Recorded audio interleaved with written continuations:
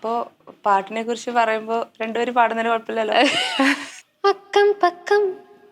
യാരുമില്ല பூலோகம் வேண்டும் அந்திப்பகல்